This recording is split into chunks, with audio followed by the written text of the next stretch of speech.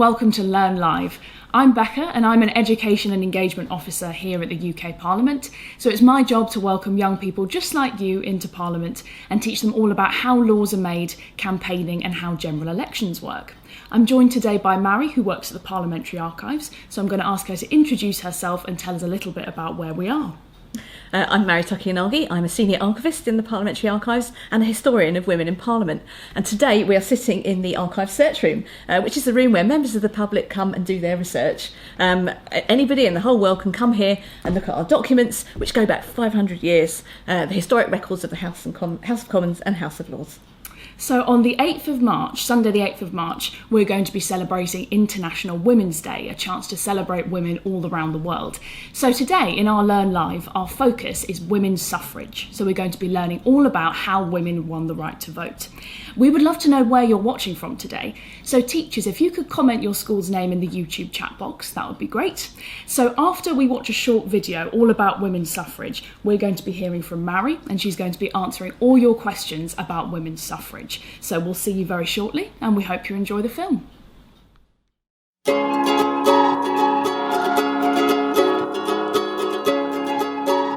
In the UK today, men and women vote in parliamentary elections on equal terms. They have the same rights. But it hasn't always been like that.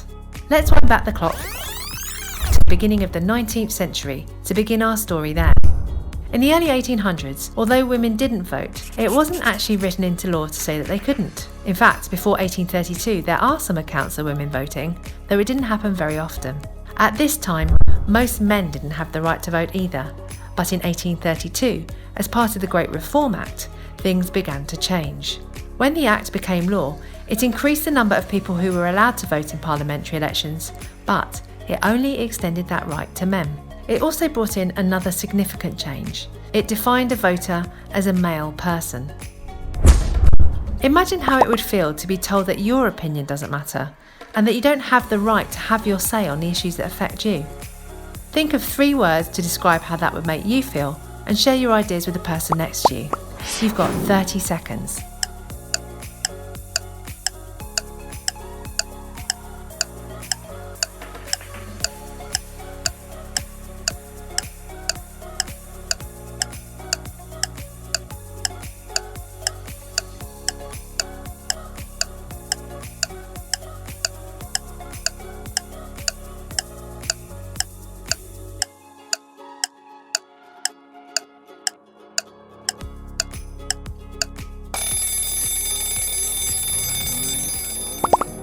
So now a voter is defined as a male person, it's actually against the law for women to vote in parliamentary elections, even though many women were in similar circumstances to men. They paid taxes and had to obey the same laws as men. And as members of Parliament were all male, women's perspectives were not represented in the debates in Parliament either. There was a growing sense of injustice, that this simply wasn't fair.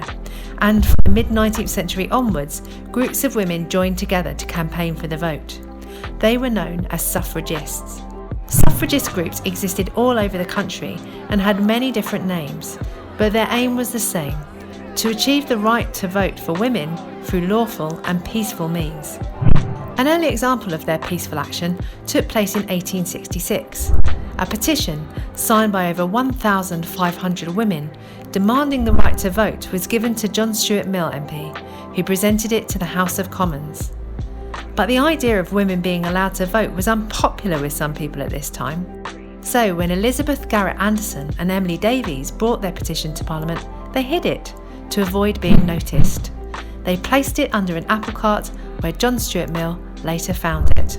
As time went on, the suffragist societies around the country realised that their voices would be louder if they came together and united to form one group. The same is true for campaigns today.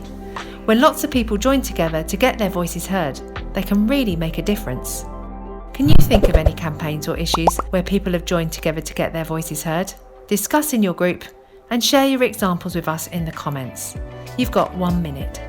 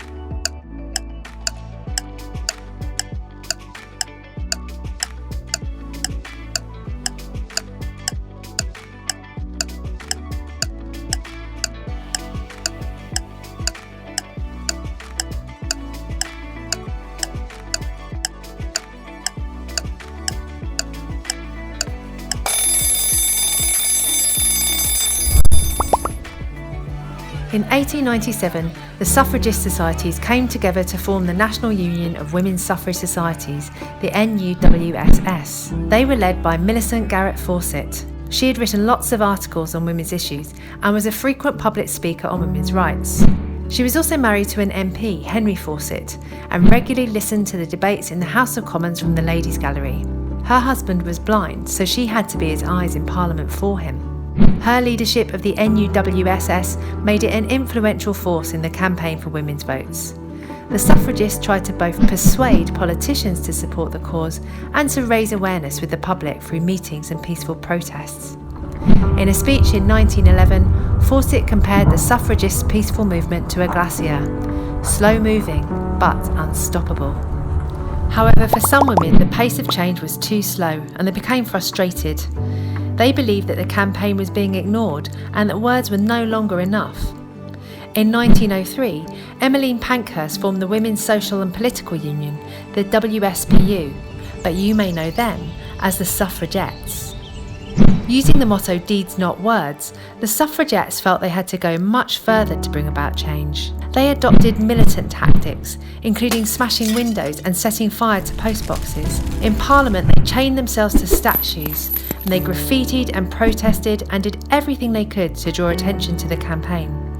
They even hid in a furniture van and attempted to rush into the House of Commons as they were delivered. They were quickly arrested. Many suffragettes were imprisoned for their actions, but even then, some women continued their campaign while in prison by going on hunger strike.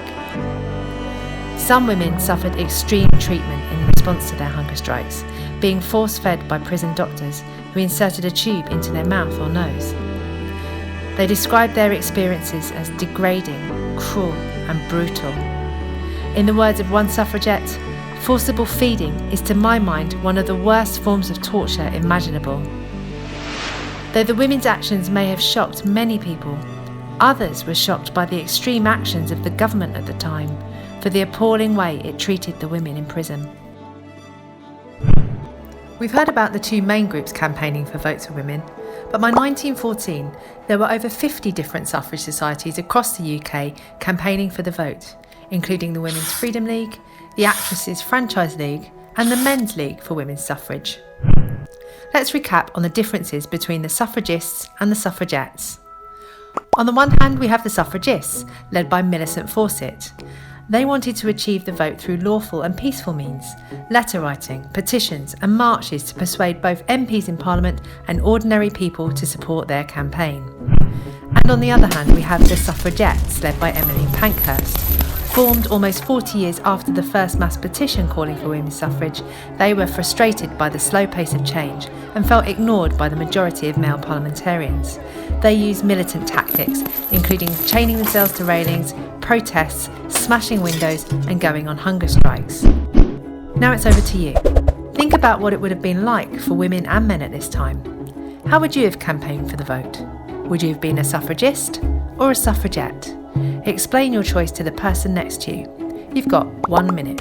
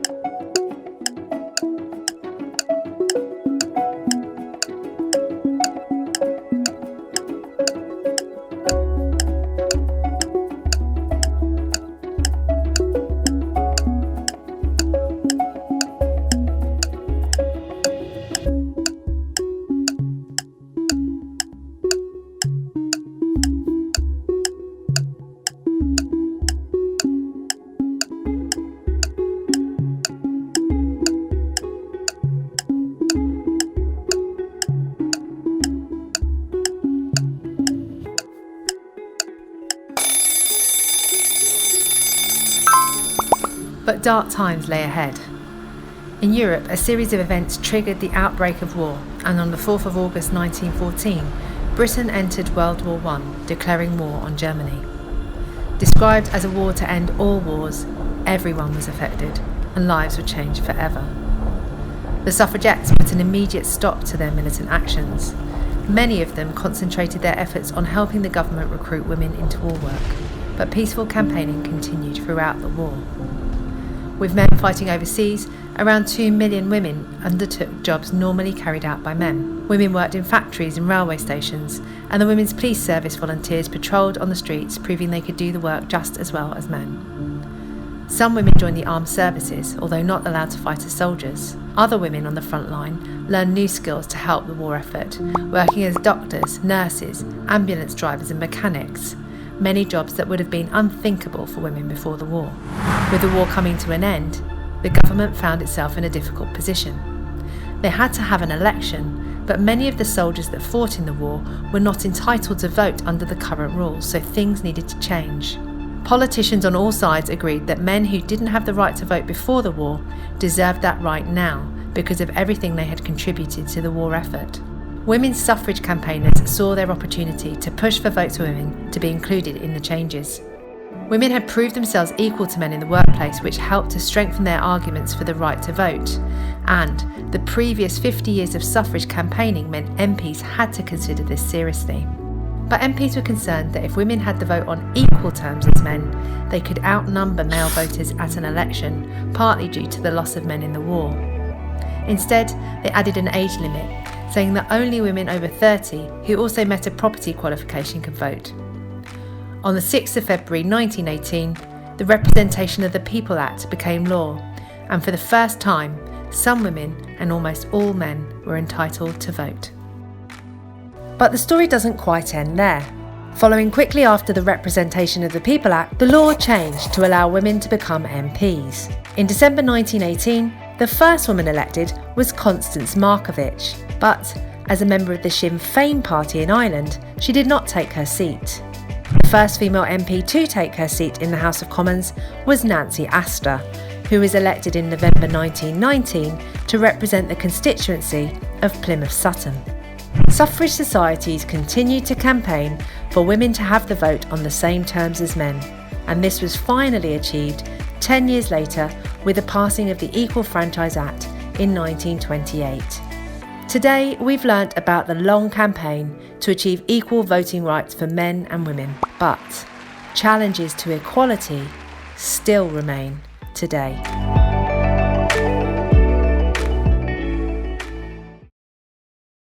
So welcome back. We really hope you enjoyed the film. So it's time now to put some of your questions directly to our expert. So we've got a question here, Mari, from Freckleton Church of England Primary School. Why didn't Parliament think women should have the right to vote in the first place? That's a very good question. So actually, if you go back 200 years, some women could vote, which is something that I think we've completely forgotten today. But before 1832, there are actual examples of women, rich women, propertied women who could influence areas casting votes in elections. But then in 1832, the Great Reform Act was passed, which did a lot of really good things in relation to politics and election, but it also defined a voter as a male person and therefore excluded women from voting for the first time. And why did this happen? Well, attitudes were very different then. There was this idea there were separate spheres of influence, and that women's sphere of influence was the home, the domestic life, children, caring, that kind of thing, and men's sphere was the public sphere, the sort of higher politics, empire, as was at the time, foreign policy, war, peace, and the idea that women shouldn't have a say in that. Now that theory started to blur over the years, but back in the early 19th century, that was very much the predominant thought, and that's how that came to be. So it was that women were considered different from men and their role wasn't in public life influencing politics. Yes. Okay, so we've got a question now from a home education group in South East England. Why did it take women so long to get the right to vote? So it took a long time for women to get the vote because attitudes had to change, and that can take generations on controversial issues like this. So women started campaigning for the vote, well, from 1832, from the minute they were formally excluded, because that's when the first petition was presented to Parliament. And then from the mid-19th century, you get the era of mass petitioning, women start to organise themselves into societies and so on, and they start to lobby MPs here in this building, writing to MPs, having meetings, trying to persuade them around to their way of thinking. And it just takes a long time to do that kind of work. You cannot change attitudes overnight. And so by the time we get to the early 20th century, although it's being discussed for more than a generation at that point, still nothing has changed, and that's when you get the advent of the militant campaign, of which we're going to talk more later. But basically, some campaigns take a long time to come to fruition. Yes, that's a good lesson there, that campaigning can sometimes take a long time. So we've got a question now from Christ the Saviour Primary School, really good question. Did women have the right to vote in any ancient civilisations? That's another really good question. So in terms of ancient civilisations, if we're really going back thousands of years, nobody voted, not just women, but not men either, apart from ancient Athens, where some men did vote on issues, but not women, I'm afraid. But if we're talking about sort of more recent civilization, more recent history, well, I suppose the first thing to say is that women did influence, even if they weren't voting, including in this country and many other civilizations across the world as well. And also that women did get the vote in some countries before this country. So, for example, some women voted in New Jersey in the States way back in the late 18th century. The right was then taken away from them, sadly. Women got the vote in places like the Pitcairn Islands, the Isle of Man. The Isle of Man's very proud of this. And finally, in terms of nation states, women get the vote in New Zealand in 1893, to be followed by Australia and various other countries in Europe before the First World War. So the UK was very much in the middle of things, I'd say, not at the forefront. Okay, so we've got a question now from Dixon's Music Primary School in Bradford. So later this year, our school will be visited by Hope, a life-size Lego suffragette that was made here for the UK Parliament, and we are very excited. As we celebrate International Women's Day, we were wondering whether there were any suffragettes from Yorkshire. There certainly were. Because suffragists, peaceful campaigners and suffragettes, the militant campaigners, came from all over the country, and that certainly included Yorkshire. So a peaceful suffragist group was set up in Yorkshire as early as 1873, I'm really pleased to say. And in terms of suffragettes, the militant campaigners, yes, there were a few, but the one I'm just going to mention here is Mary Gawthorpe, because actually we have a picture of her here in the Parliamentary Archives. You can see here it says Votes for Women at the top, and it says Miss Mary E. Gawthorpe. Mary Gawthorpe was born in Leeds, so she was definitely a Yorkshire suffragette, and she campaigned all over the country for votes for women, but particularly here in the Palace of Westminster. And I'm just going to quote you a little bit from a police report we have here in the Parliamentary Archives about a protest that she was demonstrating in. So they were here in Parliament in the central lobby, as we call it today. It's called Central Hall in this police report, and it says that several women got up onto the chairs and, addressing their fellow suffragettes, they said, "Votes for women, votes for freedom, we are slaves," etc. The police tried to persuade them to leave the building, which they refused to do so, and accordingly they were removed. And Mary Gawthorpe, along with various others, was sent to prison as a result of this, spent 2 months in Holloway Prison in London. So absolutely, there are Yorkshire suffragettes right at the heart of things here in Parliament, trying to change things. Wow, so linked to that, Mari, perhaps you can tell us what the differences are between suffragists and suffragettes. Absolutely. So as mentioned, the campaign for Votes for Women started a long time ago, origins back in 1832, but organised campaigning started in 1866. And this was the era of peaceful campaigning. These women campaigners were known as suffragists. Suffrage just meaning the right to vote. And the suffragists carry on until the early 20th century. And what changes is the foundation of the WSPU, the Women's Social and Political Union, by Emmeline Pankhurst and other women in Manchester, including her daughters Christabel, Sylvia and Adela. And they had brought a different ethos to campaigning. They believed in deeds, not words, the value of direct action, in using militant and even violent methods to try and campaign for the vote. And they became known as suffragettes. It started as a derogatory nickname, came from the tabloid press, but they adopted it. They embraced it, adopted it as their own, and took on the mantle of suffragettes. And from that point on, you get the different meanings of suffragist to mean peaceful, suffragette to mean militant. The distinction was not as strong as that because many women were both. They belonged to both societies, but that's how the sort of different terms are understood. Okay, so maybe you can have a think about whether you would be a suffragette or a suffragist. It's up to you. So we've got a really interesting question now from Crosby High School. Why were the suffragettes called terrorists? So that is such an interesting question. So the suffragettes are sometimes called terrorists because they use methods that today we would associate with terrorist groups. So the suffragettes' direct action included things like throwing stones, breaking windows, chaining themselves to statues, to railings, but also firebombing and direct action attacks on people. So we would today we would call those actions terrorist, and I think it's possible, even likely, that if the WSPU existed today, it would be banned as a terrorist group. I think the other way that we should understand this, though, is that these women were completely outside the political system. They had no vote, which is not a reason that women have today, or indeed other adult citizens. We all have the right to vote. We can all have other ways of influencing Parliament. But these women were placed outside the system, and I think there is an argument to say that if you're placed outside the system and you do everything possible to influence everything outside, and you still have not managed to make a difference, there is a case for considering other tactics. Yeah, so the suffragette actions were like a last resort. Exactly. Then. All right, so we've got another question now from People Plus Wales, which is, had the suffragettes not lobbied so hard, when would votes for women have been brought into law? So, of course, we can never know this. It's called a what-if question, which historians will argue about forever. But I think it's true to say that if both the suffragettes and the suffragists hadn't campaigned so hard, women would not necessarily have got the vote as early, some women as early as 1918. So some women got the vote in 1918 because of the change in politics, a change in attitudes partly caused by the First World War, when many women entered the workforce. But perhaps more importantly, they had to give the vote to all men because many men had gone off without any choice in the matter to fight and die for their country, and therefore all men had to have the vote at this point, and 40% of men could not vote before 1918.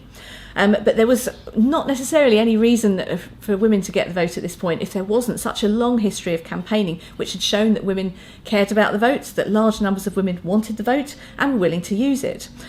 Without that, both the sort of very long history of peaceful campaigning and the suffragettes having brought it to the forefront, I don't think that politicians would have had it at the forefront of their minds in 1917, 1918 when these issues were decided. And I think you can look at a country like France, which had also similarly been through the First World War, but women did not get the vote in France until 1944. And I think it's quite possible something similar could have happened here. Yeah. All right, we've got another question from Rookwood School now, which is, do you think the suffragettes did more harm than good? That's another question that historians still argue about today. I do think it's true that the suffragettes did do some harm to their cause, because especially at the sort of more extreme militant end, the firebombing of houses, the attacks on people and so on, there's a strong argument for politicians who did not want women to have the vote to say we cannot give in to terrorism, we cannot give in to militant tactics such as this. And so in the sort of period leading up to 1914, the positions become more entrenched, partly as a result of this militant action. But I also think that the suffragettes did an enormous amount of good because they brought life into a campaign that had tried everything else and not succeeded, and they brought the headlines, they brought the publicity. There was no denying that, and I really think that was necessary in order to keep it in the forefront of politicians' minds. Okay, so we've got another question now from Kingsley School, a really good one. Did all women in the UK of all classes and races gain the right to vote on the same date? So the short answer to that is no, because women got the vote in two stages in the UK. In 1918, the women who got the vote had to be over the age of 30 and they had to meet a minimum property qualification. So this immediately although gender is now no longer an automatic bar to voting, it does bring in a class-based qualification with the property qualification. And this does not change until 1928, when the Equal Franchise Act finally gave women the vote on the same terms as men. In relation to race, there was never a racial bar to voting in this country. So there was never a time when women from black and ethnic minority backgrounds could not vote for that reason. It is, however, true that black and ethnic minority women would have been more likely to be among the poorer sections of society, and therefore less likely to be able to vote in 1918 for that reason, but not just because of their race. Okay, so I hope that answered your question there. So we've got another question from Oxfam Wales, which is, when did gaining votes for women actually have an impact on politics? And how far has the UK politics come towards being feminist? So the short answer to that is the impact was felt straight away. because legislation that affected women's lives and gender equality was passed in much greater quantity after 1918 than before. So in the 10 years after the first women got the vote in 1918, women enter Parliament in very small numbers, but they do enter, and legislation is passed by partly thanks to the early women MPs and partly due to the efforts of sympathetic male MPs and the continuing campaigning by suffrage campaigners on a whole host of issues such as allowing women into professions, pensions for widows and orphans, equal guardianship of children, reforms to property inheritance, adoption, many issues that particularly affected women's lives and gender equality. And amongst those pieces of legislation was the first one actually solely passed by thanks to a woman. So Nancy Astor, who was the first woman to take her seat in Westminster, she took her seat almost exactly 100 years ago, and she made her maiden speech, her first speech in the House of Commons on the 24th of February 1920, so 100 years ago this year. Her speech is actually in this book on the table here, and it's on the subject of intoxicating liquor, so alcohol. And for Nancy Astor, this was a feminist issue because it was an issue she felt particularly strongly about. She'd seen it destroy the lives of many families in Plymouth, where she was the MP from, and she speaks very passionately in her maiden speech here about the importance of not removing restrictions on liquor, which was what another MP was trying to do. And then in 1923, a few years later, she got a bill passed which restricted the sale of alcohol to people under 18, because before 1923, you could walk into a pub at the age of 14 and buy beer, at the age of 16 and buy spirits, and that all changed in 1923, and it's thanks to Astor that this law continues today, and we still have to wait till we're 18 to buy drink in pubs. Yeah. So as there have been more women in Parliament, more laws have been passed to help women in other ways as well. So Nancy Astor started an amazing process. So we've got some questions now which are more about women's rights today. So Mari and I are going to answer those together. So the first one is, which country has the most involvement of women in the political process and why? So the answer to that is Rwanda. That's a country in which women have more political positions than men do. But there are European countries as well that have a lot of women involved in their political systems too. So you might have heard on social media or in the news that there is a Prime Minister in Finland now, who is 34 years old. She's a woman, and every single government department is run by a woman as well. So women are definitely on the increase in political positions across the world. Which I think is really good news. Yes, absolutely. But we've got another lovely question here from a community group in North East England. Why do women still have to justify their need for equality? So why are we still discussing this 100 years on from all the things I've been talking about? What do you think about that one then? Well, I think that's a really good question. And women, we can't deny that women do have what we call legislative equality. So in the eyes of the law, women aren't barred from entering any positions. So women can have any job that they like, and they can, of course, vote, as we've talked about today. So women's rights are a little bit more subtle than that today. So culturally, there's still a bit of a way to go when it comes to women's rights, because women are underrepresented in a lot of different jobs, so such as science and leadership positions in businesses and companies, stuff like that. But ultimately, we should be very happy with where we are today, because starting with Nancy Astor, the suffragists and the suffragettes, we're at a much, much better position than we were 100 years ago, even though there is still a fair way to go, I think. Indeed, and I think the suffragists and the suffragettes would be very disappointed 100 years on that many of the issues they campaigned on are still issues today. Things like equal pay, for example, which was a subject of campaigning by suffrage campaigners and still is today. We've got a question here about electoral reform, which I think is interesting. Will children ever get the vote in the same way women got the vote? Because 1928 wasn't the end of electoral reform. In 1969, the voting age was lowered by the Representation of the People Act 1969 from 21, which is what it used to be, to 18, which it is today. So what do you think, Becca? Will children younger than 18 ever get the vote? Well, it's a really good question, and it's a topic that is discussed a lot by the UK Youth Parliament, and some progress has been made in the United Kingdom on this. So in Scotland, they can now vote in Scottish parliamentary elections from the age of 16, and in Wales, so if you're watching in Wales or Scotland, you can now vote in your own elections from the age of 16. So it might be that England England and maybe Northern Ireland follow suit on that, and people from the age of 16 will get the right to vote. But if that's something that you feel really passionately about, I suggest you get involved in the campaign. So maybe sign a petition about it, or you could even write or phone or email your local MP about it. So it's something that very much within all of your power to do. And as Mari said earlier, sometimes campaigns can take an awfully long time, but it doesn't mean that you shouldn't try and you shouldn't take the time to do it. And of course, as well as all the methods you've just mentioned about people influencing politics, you could become an MP yourself. And I think that's the last question we've got here. How do I become an MP? So how do you become an MP, Becca? Well, as we've talked about today, absolutely anybody can now become a Member of Parliament, and you can be an MP from the age of 18, so that same age that you get the right to vote. And the first step is to really get involved in your local community, so get involved in campaigns and try and improve your local area and your local community in any way you can.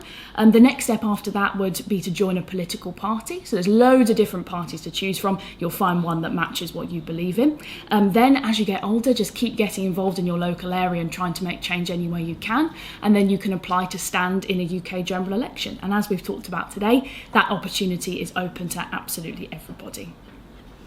Okay, that's the end of the questions, I think. So that is the end of our Learn Live for today. So we really hope you've enjoyed it, and tune in next time for our next Learn Live. If you have any questions in the meantime, do get in touch with us. So we look forward to hearing from you, and we look forward to seeing you next time. Thank you. Bye. Bye.